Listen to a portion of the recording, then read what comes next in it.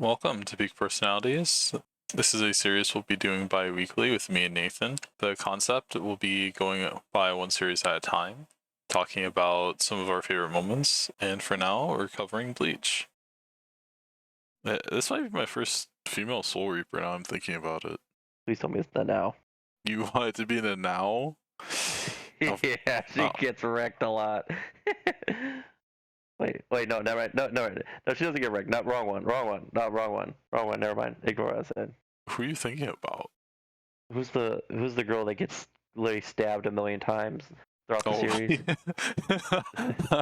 Momo. Momo, yeah. I'm gonna cover her one day. Oh, man. Dude, we'll just cover all her crazy durability feats throughout She the has some series. crazy feats. She has no reason she should be alive. They actually had to replace all the punching bags in Soul Society, and she just goes from division to division taking hits. But Oh my gosh. the character I picked for today, I am going to call the Ash Cat, Rangiku Matsumoto. I didn't call it. I like told myself that it's probably Rangiku. So okay. So I don't have a whole lot to talk about for intro regarding her. I mean, she's a absolute Bleach staple. I would say she's one of those Bleach characters who is just so universally praised, like Yoruichi, that she's kind of synonymous with Bleach. Unfortunately, her relevance in the story kind of goes down at the Thousand Year Blood War, which is really important during the Arrancar arc. For pivotal moments, there are a lot of things that she does throughout the story that have a noticeable effect. I don't think there's anything that's more noticeable than the effect she had on one individual. And this comes in the form of a flashback. I think it's around mid Arrancar arc. Yeah, it's about around there. It delves into Toshiro's backstory and how he was living in like Rukongai, and Rangiku visited, probably doing some errands as a Soul Reaper, and she not only noticed his strength, but told him, you need to go onto like greener pastures and like develop yourself and your powers, because this isn't the place for you. You should be a Soul Reaper. And her words put Toshiro down that path to join the Soul Reaper Academy and become a pretty important captain in the Gote 13. Definitely has a lot of fan bias for sure. He has so much fan bias. And Zombie Hitsugaya goes And crazy. zombie Hitsugaya goes crazy above them all. Speaking on Toshiro and Rangiku, what would you describe the relationship as? I would really put them as a sibling-like relationship. That's one of those power dynamics I really enjoy because they really balance each other out. I would say they both have very noticeable strengths, but typically where their strengths lie is where the other one is weak. So Toshiro is like the more practical, by the books kind of person, and like Rangiku's more on a whim and does what her heart tells her to do, and that kind of makes them meet in the middle.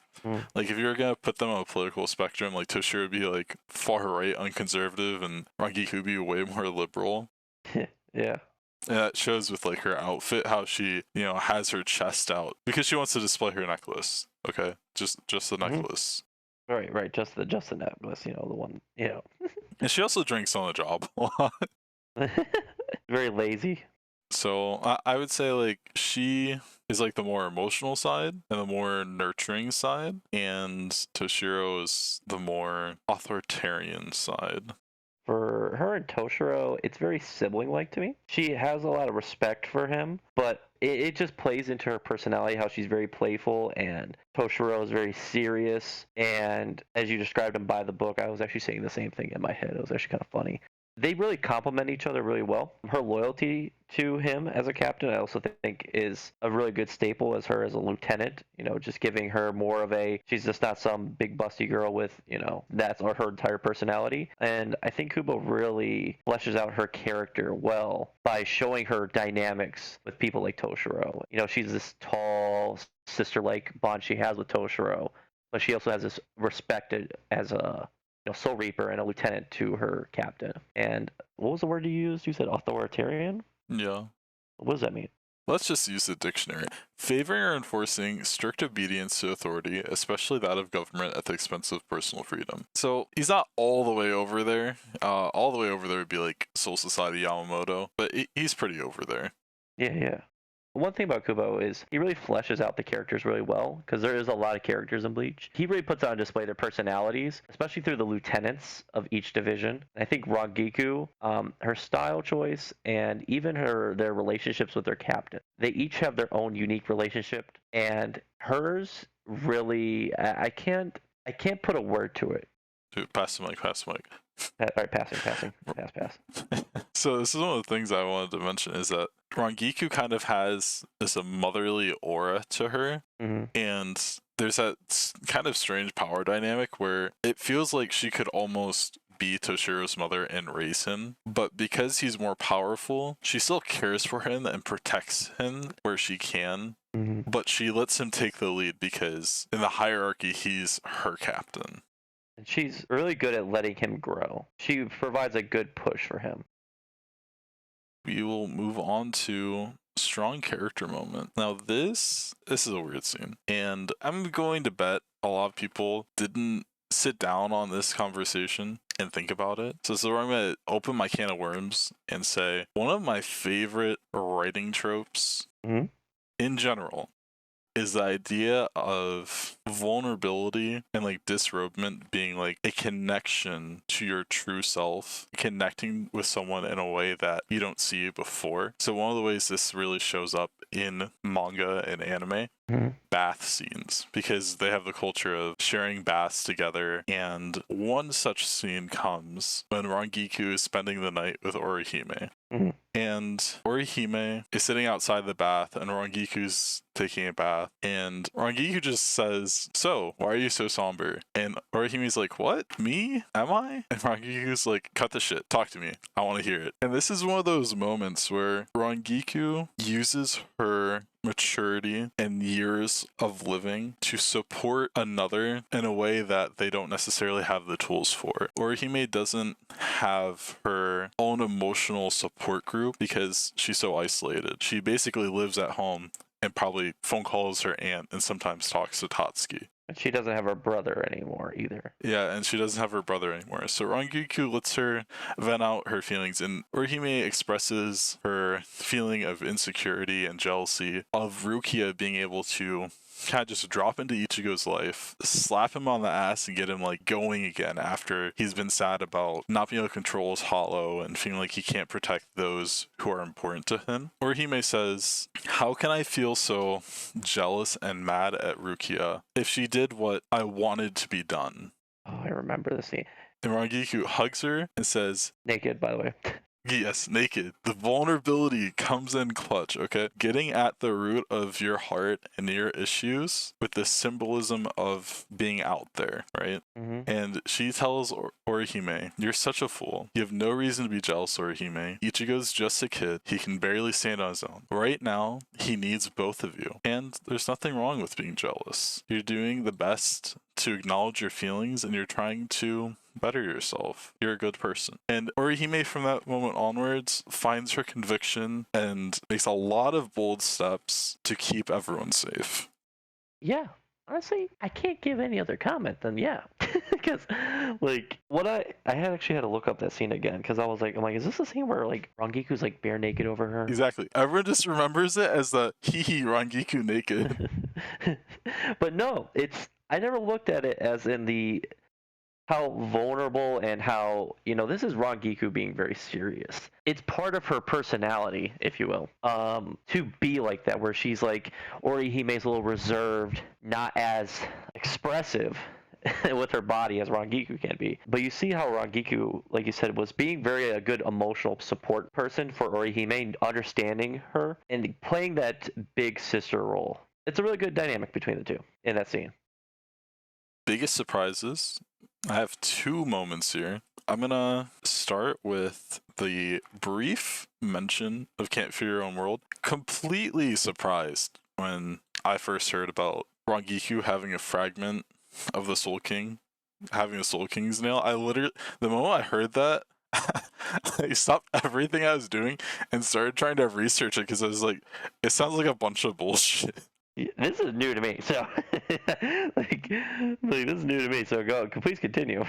So it's, I believe, with a flashback for Aizen, mentioned that there is a large difference between Rangiku's spiritual pressure, specifically when her nail was extricated. And even though this part was taken from her, she still maintained enough spiritual pressure to be a Soul Reaper. So, thinking about the power she's able to put out, regardless of having this handicap of having this part torn from her, she's able to fight, like, let's say at least multiple lieutenant level strength opponents at once, and generally can buy a lot of time against captain level opponents, only using a Shikai. And there's a good chance that if she had this fragment within her, she would have achieved Bankai by this point. Is it ever explained where this fragment came, like why she has a piece of the fragment? I believe she was just born with it. Oh. So then Aizen, does he use this to when he's trying to make his He used it for the Hogyoku. Yeah, he used it for his Hogyoku? Yes. Okay, oh that makes sense then. When Aizen is transcending, that's partially because of all the souls, but also because it has at least one fragment of the Soul King in Soul it. King. Oh, okay. Well, yeah, he can't. Yeah, that makes sense because he wants to achieve a god status above the Soul King. So it always makes sense that the Hogyoku is also made of something of the Soul King. Yep. Well, we don't. I don't know about Urahara's Hogyoku, but you know. Yeah, I don't think it was stated that Urahara's had any fragments of the Soul King, but the way Aizen talks about Urahara's makes it sound like it was better than his, which kind of makes me think it would have maybe more than one of those smaller fragments of the Soul King in it.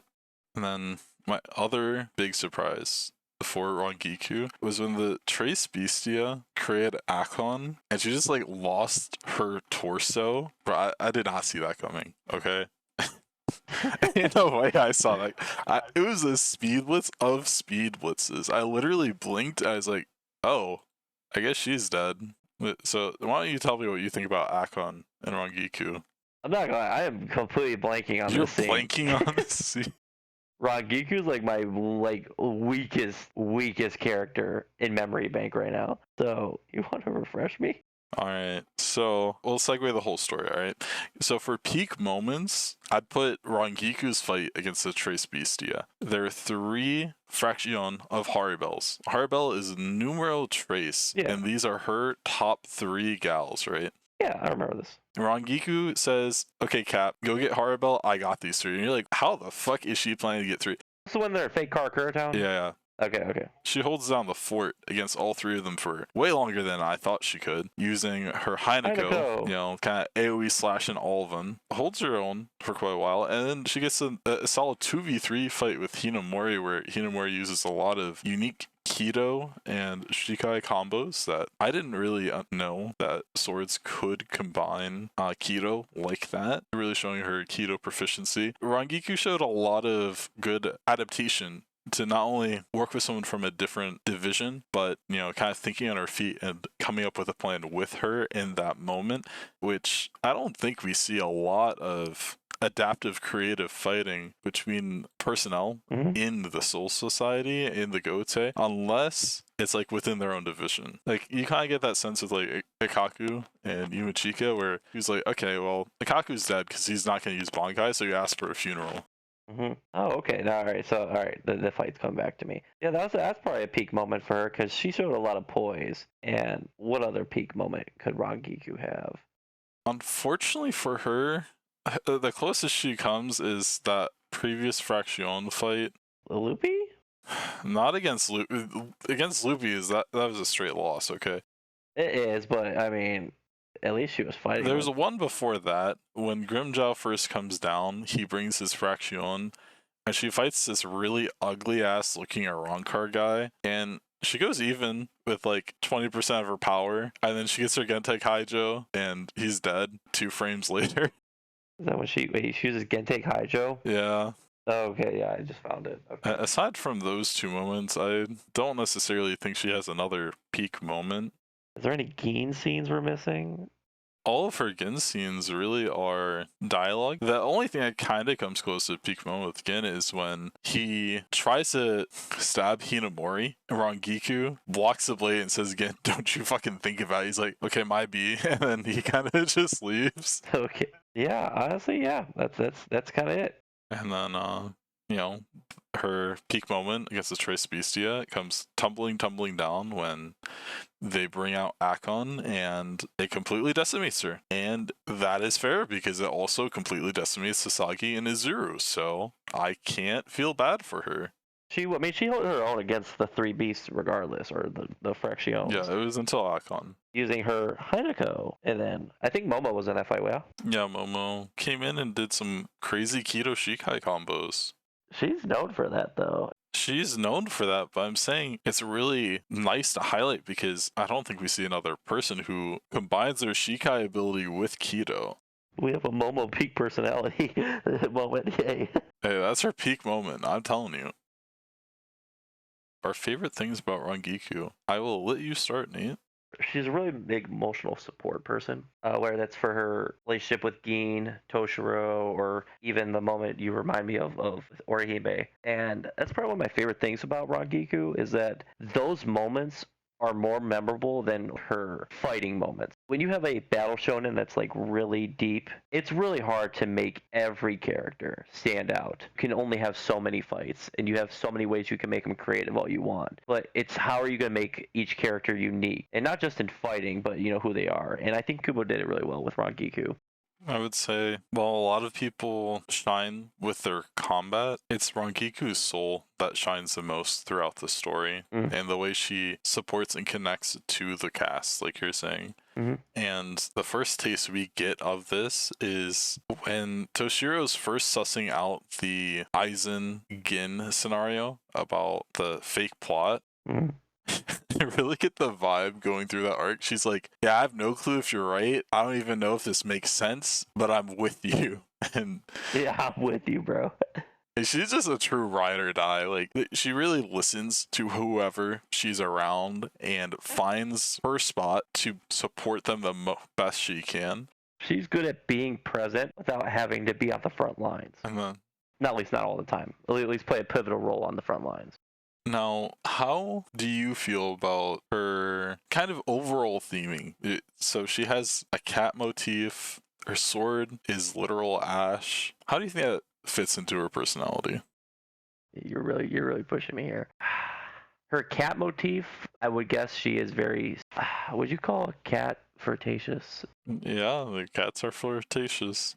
They are flirtatious, and you know what? They're lazy too. And you know, Rangiku, she gets stuff done, but she's definitely not the most serious of Soul Reapers around. And I think that's fair to say, at least when it comes to playing her role. And she's very loyal. She's another trait of a cat. And then for her, you know, we know the blade is me. You know that we got to go back to that. That's always the root of any Zanpakuto is the blade is her, and her being ash. Let's see, how is ash made? Ash is made from things going under combustion.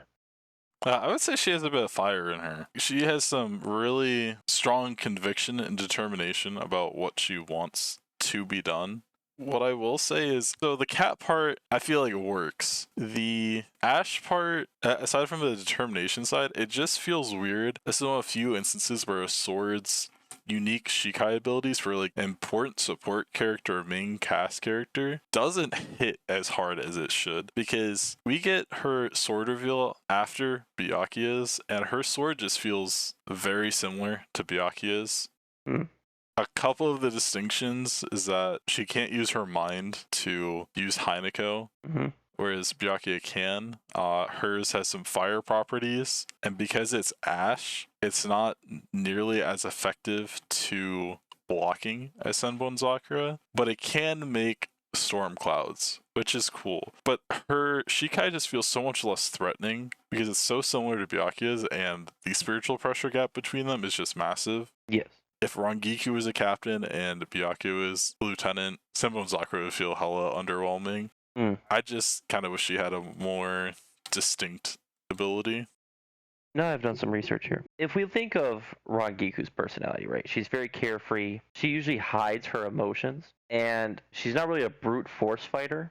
And that really shows how it's like Ash. You're probably rolling your eyes like, what? So Ash is weightless, goes off into the wind, if you will, and it's delicate, but it can obscure vision and create confusion, right? Because like that's how she uses it, and that really shows like her character, that she is carefree, but she has a lot of deep emotions. I'm trying to go back to the Blade is me, right? The Blade is me. That's one thing we learned from Ichigo. Her Zanpakuto being Ash. Ash comes from things that were, once whole at one point, as something burns to ashes, right? I would say that has to be a sign she's holding on to her past when it comes to childhood and her connection with Geen. That's probably the best I can whip up.